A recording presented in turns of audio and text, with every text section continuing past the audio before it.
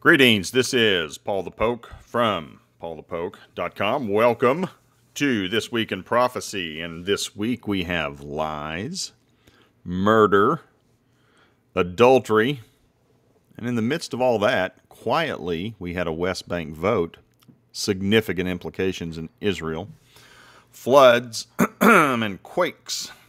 So, let's go to Exodus 20, verse 16. You shall not bear false witness against your neighbor. Okay? No lies, people. No lies. Especially against your neighbor. Director of National Intelligence, Tulsi Gabbard, has released a mountain of now declassified documents from the Obama administration. The focus is on the 2016 presidential election, Russia hoax, and Steele dossier. Now, I think it's important to remember Tulsi Gabbard was a Democrat when all of these things, when they were happening, when all of this was happening. And the point is, I want to provide links to the information. I'm not going to break it down and get into the guts of what's going on, but I do want to provide resources for people where you guys can read it for yourself and not have to listen to the drivel that comes out of the mainstream media, whether it be on the right or the left. But you get the opportunity to see these resources as they were released, what they look like, emails, memos, interagency from the president to, whatever branch of government or department of government, and look at it for yourself. And so here's the first one: new evidence of Obama administration conspiracy to subvert President Trump's 2016 victory and presidency. Here's the link. This is what it looks like from the Office of the Director of National Intelligence. Here's the website. And it just hits, this is a summary of it. Intelligence community consistently assessed that Russia is probably not trying to influence the election by using cyber means. December 2016, this is 2 days before, this is a critical date, December 7, Director of National Intelligence, that's what Tulsi Gabbard's doing now, James Clapper, he made the statement, foreign adversaries did not use cyber attacks on election infrastructure to alter the U.S. presidential outcome. Okay. 2 days later, President Obama's White House gathered top National Security Council principals, you can read the list, to discuss Russia, and it's a who's who. After the meeting, DNI Clapper's executive assistant sent an email to intelligence community leaders, tasking them with creating a new IC assessment per the president's request. Office of Director of National Intelligence will lead this effort with participation from CIA, FBI, NSA, and DHS. Again, National Intelligence is in charge. You others will follow my lead. Obama officials leaked false statements to media outlets, contradicting what the intelligence actually said. And on January 6th, a new intelligence community assessment was released that contradicted the intelligence community assessments that were made throughout the previous 6 months. So, anyway, I'll let you guys read this. This is what these things looks like. Again, resources. Do your own homework. Declassified evidence of Obama administration conspiracy to subvert President Trump's 2016 victory and presidency.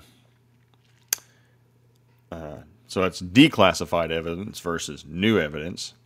And that's what this looks like up here. Again, download the report here. The Russia hoax here. Download it there. Click on it. Read it for yourself. Declassified emails from Obama administration. These are massive. This is like a 114-page dump.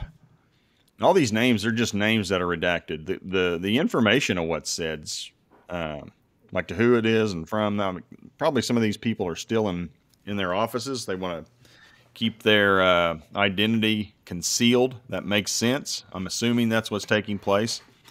Again, we're dealing with our federal government. However, Tulsi Gabbard has been more transparent than anybody. It's not even close.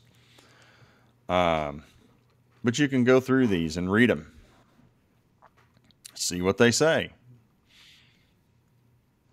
I mean, they're just email exchanges between these different heads and different people within all these different departments.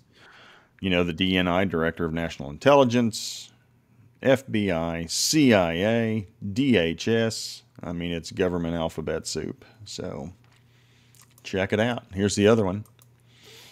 More emails. You can get to the bottom of it.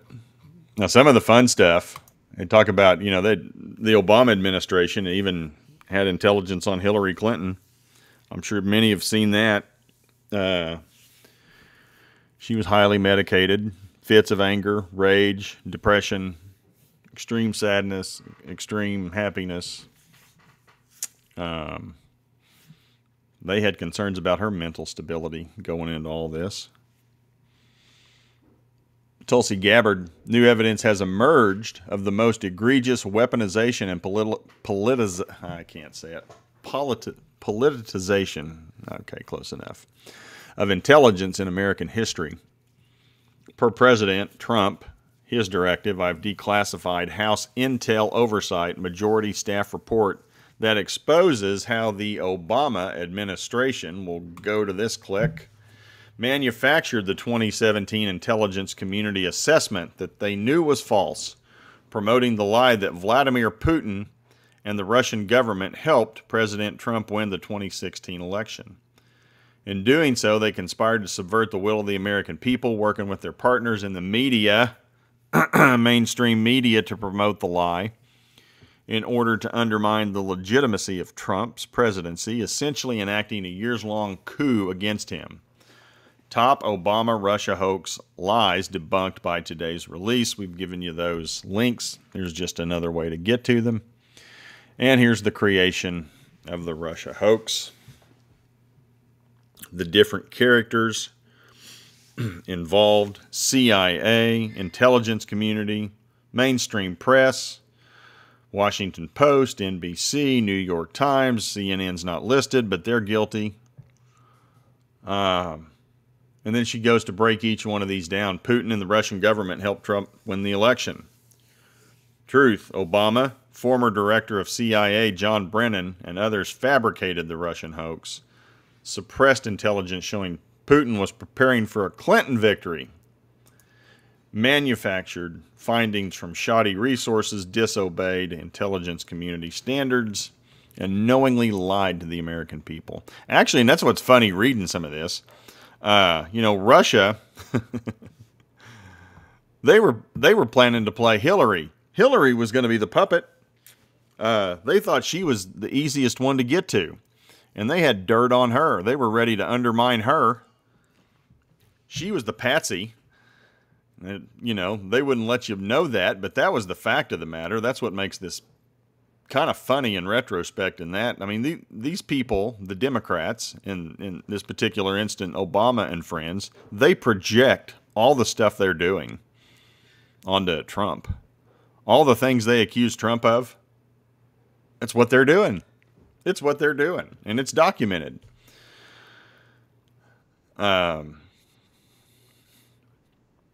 Fabricated Steele dossier was not used as a source in the Obama administration's January 2017 intelligence community assessment of the November 2016 election.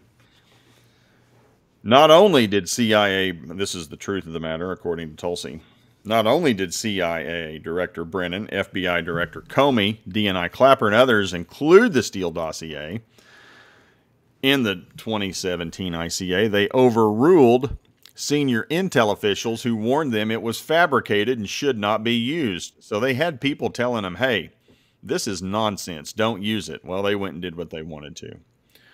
And I guess some of these folks today, we got some people coming forward making claims. They're probably wanting some immunity, or they're just speaking out. They're tired of watching it. But over 20 people came forward and said, hey, this was nonsense. And we had people trying to tell these government higher-ups, Brennan, Comey, Clapper, and others. They tried to tell him. Anyway, they did it. They did it. Lie, the Obama administration's January ICA was an independent intelligence community product produced with apolitical analysis. Truth of the matter, Obama ordered the intelligence community to create an intelligence community assessment they knew was false, promoting a contrived narrative with the intent of undermining the legitimacy and power of a duly elected president of the United States, Donald Trump. Okay. Together, National Intelligence Government Records released on Friday, Justice Department June's 2018 report known as the Clinton Annex, released earlier this week, and the House Intel Oversight report we released today confirmed that what many Americans have known, the Russia hoax, was a lie that was knowingly created by the Obama administration to undermine the legitimacy and power of the duly elected president of the U.S., Donald Trump. And again, remember, when all this was taking place, Tulsi Gabbard was a Democrat, and at some point she just got fed up with it, denounced her participation membership of the Democratic Party, has become independent. And think about that, too. It's not just her. Kennedy, he was a Democrat. Elon Musk was a Democrat. All these people who are fed up with what happened, they're people who were in the Democratic Party. They left the Democratic Party, and they're the ones leading the charge currently against the Democratic Party. It's not Republicans. Republicans, by and large, are pretty spineless. And Trump, for his own account, once upon a time was a Democrat, and he became a Republican. I mean, so it's, you know, all these high and mighty Republicans, hey, you've done nothing. It's a bunch of people who were with the Democratic Party who've had the spine and the fortitude to go fight this stuff. I mean, gutless. And they've had to be drug along with everything Trump wants to do. So, and for the record, I'm a registered libertarian. I don't like either party. Not a fan of either party. Anyway. So there's that link. With that, we're going to transition to Exodus 20, verse 13. You shall not commit murder. You know, and everybody gets all hot to trot over these laws. And at the core of these laws, it's about how do you treat your fellow man. Don't lie about them. Don't murder them. Tulsi Gabbard, today after nearly 60 years of questions surrounding the assassination of Dr. Martin Luther King Jr., we are releasing 230,000 MLK assassination files, available now at archives.gov/MLK. Click there if you want to read those. You can read them all right there. Here's this link. We'll go on to read this a little bit further. Wrong one. My mistake. Yeah, here we go. Documents include details about FBI's investigation into the assassination of MLK, discussion of potential leads, internal FBI memos detailing the progress of the case, information about James Earl Ray's former cellmate, who stated he discussed with Ray an alleged assassination plot, and more. Thanks to President Trump's leadership, Executive Order 14176 resulted in 3 unprecedented interagency efforts to identify, digitize. They weren't digitized, they were just left in a box or in boxes. So they're now digitized, declassify, and release files related to federal government's investigations into the assassinations of President John Kennedy, Senator Robert Kennedy, and Dr. King. Here's the statement. Again, if you read it for yourself, don't take my word for it or whatever. Do not take the press's word for it. They're not honest. They're not honest. MLK files had never been digitized, set collecting dust in facilities across the federal agency or government for decades until now. This is from Alveda King, Dr. Alveda King. I'm grateful for President Trump and DNI Gabbard for delivering on their pledge of transparency in the release of these documents on the assassination of MLK Jr. My uncle lived boldly in pursuit of truth and justice, and with his enduring legacy of faith continues to inspire Americans to this day. While we continue to mourn his death, the declassification and release of these documents are a historic step towards the truth that the American people deserve. And that was one of the complaints from the King family, as how corrupt our government is. And they maintain that MLK was set up, and some of the things in regards to his character are inaccurate. And that's going to be for the reader to decide, because there are plenty of documents in here, in these files, that would suggest MLK and some of his Christian brothers were not exactly saints in their conduct, specifically sexual activity, and that's detailed in some of these documents. And I've heard those things talked about from other folks too. And then, you know, the family and supporters of Dr. King say, no, that's not true. So read it for yourself, come to your own conclusions. And that's the thing. We're big boys and girls out here in the American public. We can handle it. You know, we're not so soft and not so fragile that if we read some of this stuff, it's going to destroy the fabric of America.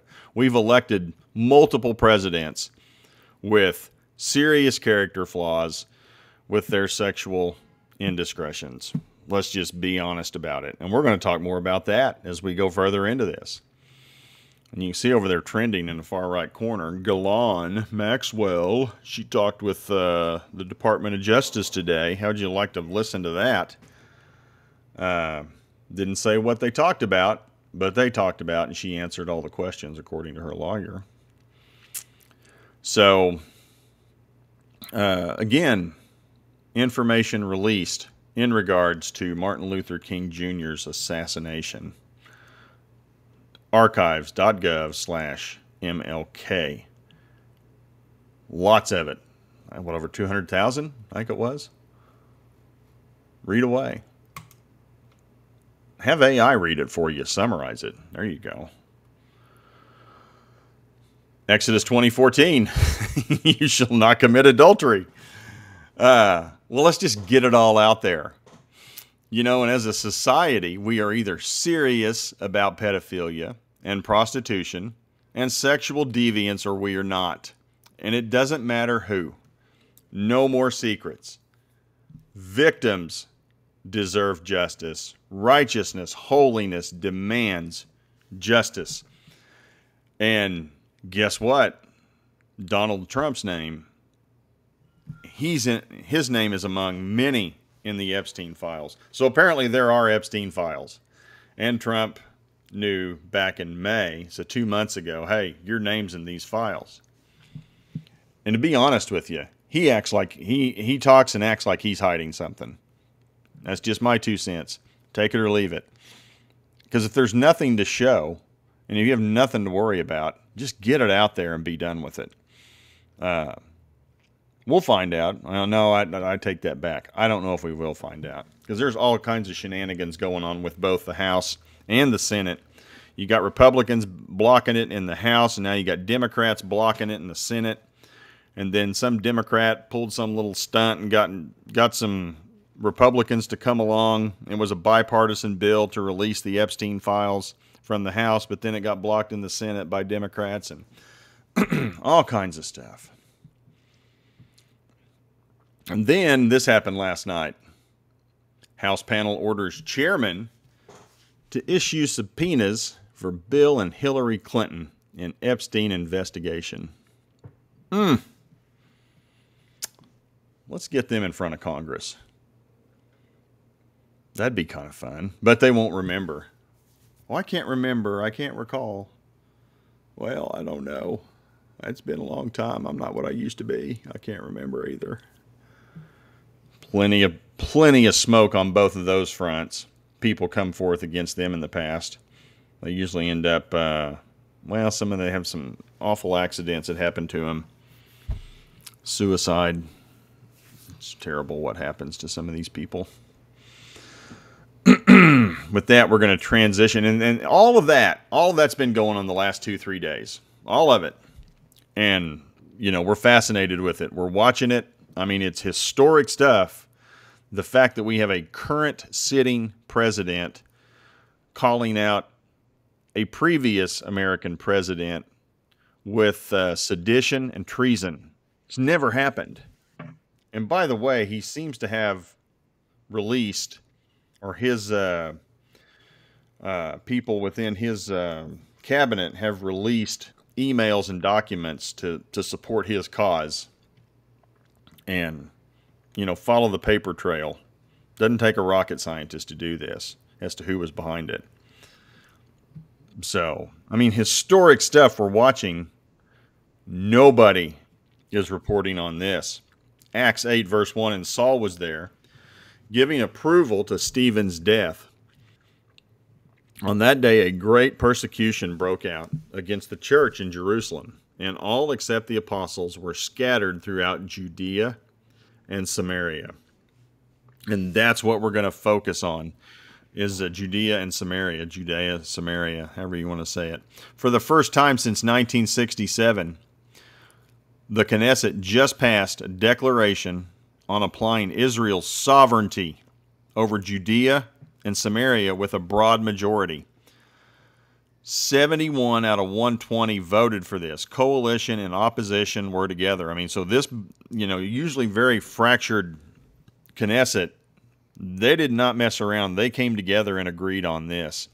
71 for, 13 were against, and the rest abstained. So 31 didn't vote. I guess that would be how you read that.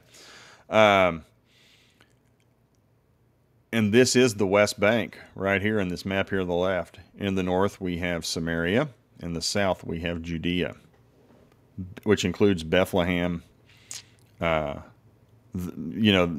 from the Jordan River to the west. What we see as the modern day West Bank, Judea and Samaria in Jesus' day.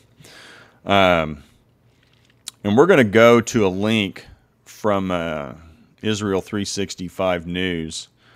I cut and pasted the preamble of the bill, and we'll read over that.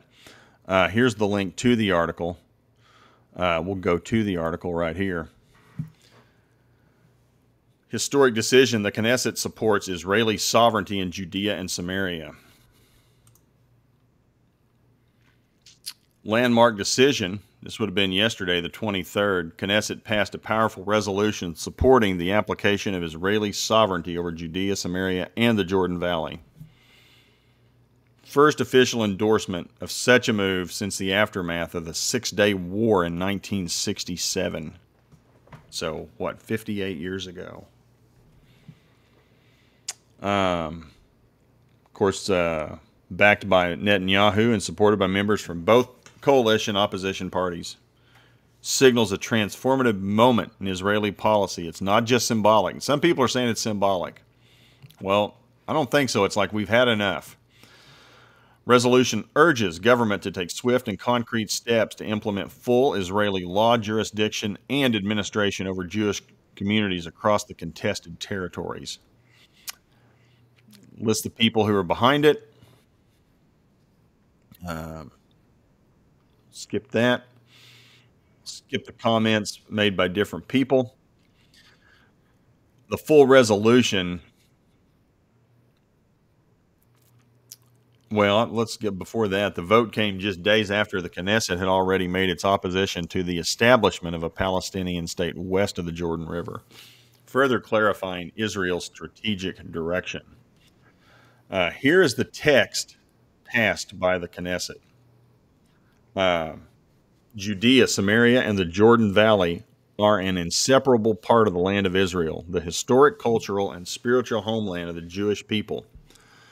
Centuries and millennia before the establishment of the modern state, the forefathers and the prophets of the nation lived and acted in these regions.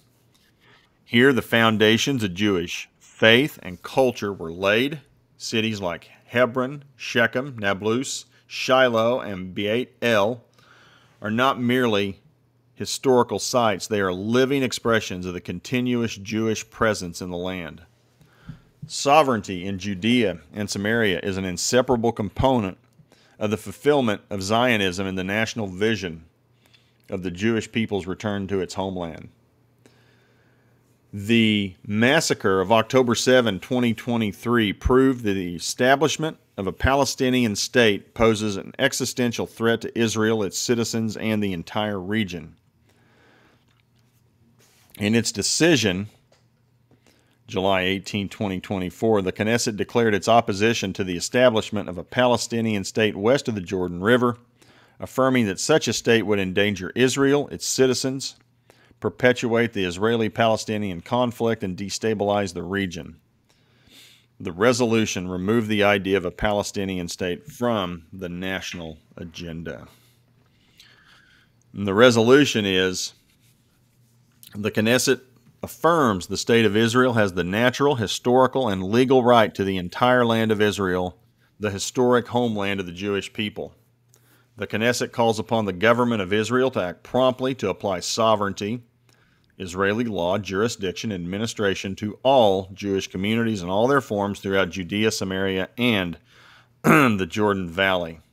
This action will strengthen Israel and its security and prevent any challenge to the basic right of the Jewish people to peace and security in their homeland.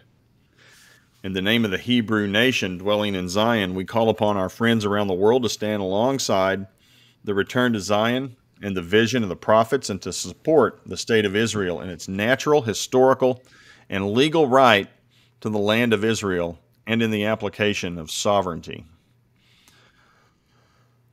So it talks about the different factions who were in support of the Knesset, of this long-standing injustice. And it's a turning point in Zionist history.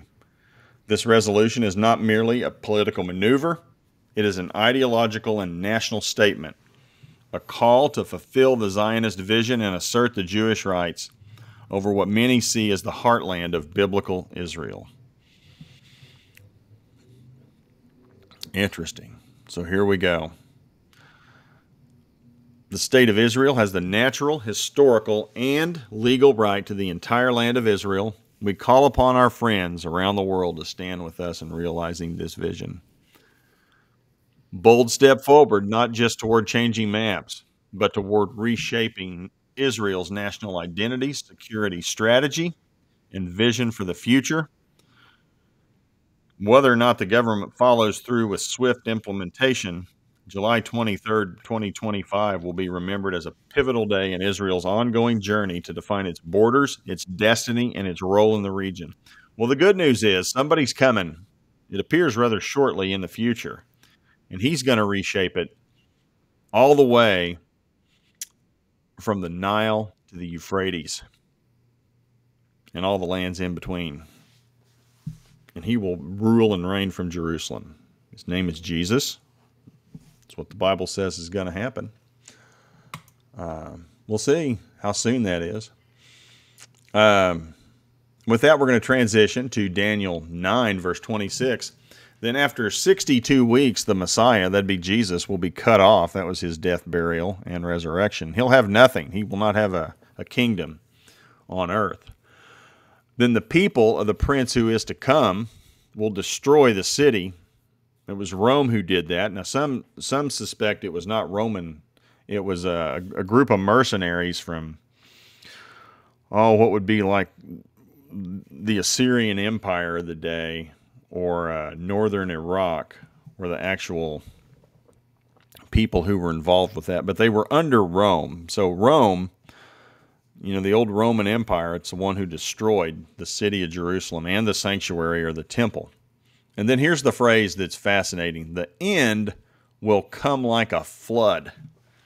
And Phil Koulis in the past, he's written about this, and he's of the opinion, that not only is this figurative, but it's literal.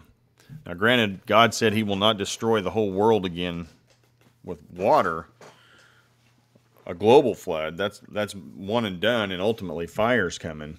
But isn't it fascinating? We've had a significant uptick in flooding.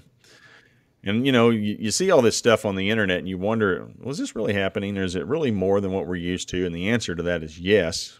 We're going to talk about that here in just a little bit. But just so you know, yours truly here, we were on the end of a local flood in the Kansas City metro. And we've had 2 rounds of rains in the past week. About a week ago, we got 10.5 inches of rain occurred overnight. And our basement took on a few inches of water.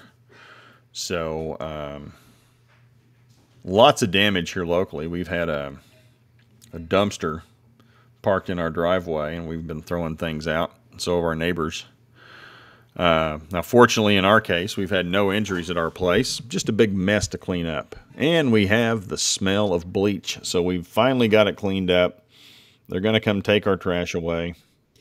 And with that, we're told to expect more localized flooding again tonight. The first round missed us, went north of Kansas City. So they've already had a big run of rain today.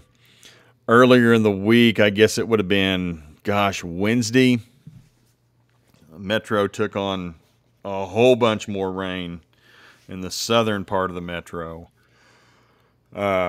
Flooding everywhere. And so is it just something we're seeing a lot of these videos on the internet? Or is it just a news story? Is it hyperbole? Well, here we go.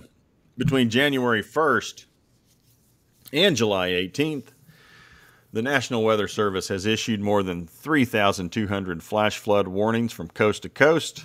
To put that in perspective, the National Weather Service has issued an average of 3,938 flash flood warnings per year for the past 10 years. Well, we're effectively already there, and we're just in the 7th month. So you got to think we're going to set some kind of record. Here's the article. This is a good little, and keep the politics out of it. Just points out the facts of the matter. I mean, I'm sure you guys saw this in New Mexico. We had the big floods in Texas, down the hill country. And that was crazy watching that happen in Texas. I mean, that thing went from a little trickle to 10 meters or 30 feet in under 2 hours. And some of it, as quick as 45 minutes. I mean, you can't prepare for something like that. Kentucky, big rains in Kentucky, North Carolina, the Haw River. New York City, you saw the flooding in the subways. New Jersey got flooding it's all over the place. And they do a nice job covering just the facts of the matter. Just about a year's worth of warnings in 7 months. I took that graphic. This is from theweathernetwork.com. Got a link to it if you want to read it. Check it out. Hear the rest of it. Shows more. North Carolina, Illinois, South Central New Mexico. And this is all just within what? Well, that's just over the 4th of July. That's crazy. That's how much rain got dumped over the 4th of July weekend. So, if you're interested, check it out. There's the link. And lastly, well, maybe not lastly, quakes in various places. Jesus said that, a hallmark of end times. And again, we only cover the big ones, 7.0 or greater. Well, this is the second one in a week. Kamchatka Peninsula in Russia, off the east coast of Kamchatka, Russia. 7.4 star shows where that takes place. And that's that little peninsula that comes down off the major part of Asia. And there's Japan. So this is an area just north of Japan. On the Ring of Fire. So not only was there 7.4, but there were a couple of follow-ups in the 6s, 6.6, 6.7, and I think there was another mid-6 trembler today in the same area. So the northern Ring of Fire, and then the one last week was here in Alaska off the Aleutian Islands. And then there's this in Mount Rainier in Washington, experiencing a record-breaking swarm or cluster of quakes. Now, don't worry. The experts tell us this is normal. Okay. Now, as of last Friday, researchers had analyzed 780 of about 1,200 tremors recorded at 20 seismic stations on or near the volcano, Mount Rainier, since July 8. Now you can click on this. We'll get this pulled up. This is and this is just a local site that tracks earthquakes. That's all the activity in and around Mount Rainier National Park. It's a beautiful place, by the way. I think it's one of the prettiest places in North America, for my money. It's beautiful. And then also we had Axios was the source of this this story. So click on that if you want to read it. Just they do a nice job of summarizing just the nuts and bolts. Oh, let's just pull it up while we're at it. Breaks seismic records by the numbers. Of course, we covered that. What they're saying, this is the most energetic swarm ever recorded at Mount Rainier. But right now, there's no unusual sign. No sign of unusual magma activity. Okay. Experts say there's no immediate cause for concern. Don't worry about it. When have the experts ever said something, hey, you need to... Well, that's not true either, because they go from that to hyper vigilant, trying to scare the hell out of you. So, anyway, Axios, Seattle. Click on that for the information. That's what we got. Last week's been a busy one, and I'm sure we're going to have all kinds of fun stuff moving forward. But busy week. We've got, well, the kind of the unofficial start of the fall feasts. You know, the intro to the fall feasts are next week. We got the 9th of Av, which will be August 2nd on our secular Gregorian calendar here in the West. So, gearing up for the fall feasts. And that will, we're in a Jubilee year according to the Essenes, which makes the fall feasts very interesting from a prophetic standpoint. I would argue would mean Jesus could come back this year, but if you start reading the language of the redemption of the resurrection and some of the symbols that go with that time, maybe could happen, maybe not. Possible. At any rate, appreciate you guys following the blog. Please feel free to share with others. Appreciate it. Also, well, I'll do that another time. Well, if you've stayed this long, you will find out that Hanoi, Vietnam, is now the leading foreign city and country that follows this blog the most over the past month. They've overtaken Dublin, Ireland. So find that interesting that people in Vietnam, of all the foreign cities out there outside of the United States, Hanoi, Vietnam, views this more than any other city. Go figure. Didn't see that coming. Anyway, appreciate everybody. Take care. Have a great one. Bye.